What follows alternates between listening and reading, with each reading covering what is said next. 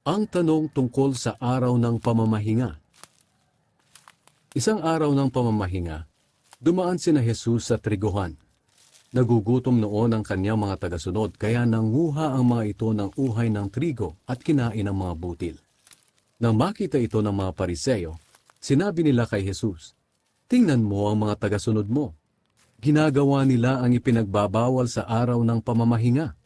Sinagot sila ni Jesus, "Hindi ba ninyo nabasa sa kasulatan ang ginawa ni David nang magutom siya at ang mga kasamahan niya? Pumasok siya sa bahay ng Diyos at kinain nila ng mga kasama niya ang tinapay na inihandog sa Diyos. Kahit na ayon sa kautusan ng mga pari lang ang may karapatang kumain ito. At hindi rin ba ninyo nabasa sa kautusan na ang mga pari ay nagtatrabaho sa templo kahit sa araw ng pamamahinga? Isa itong paglabag sa tuntunin ng araw ng pamamahinga, pero hindi sila nagkasala. Tandaan ninyo, may naririto ngayon na mas dakila pa kaysa sa templo. Sapagkat ako na anak ng tao ang siya makapagsasabi kung ano ang dapat gawin sa araw ng pamamahinga.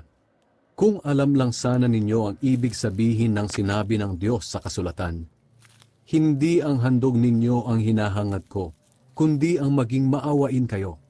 Hindi sana ninyo hinatulan ang mga taong walang kasalanan.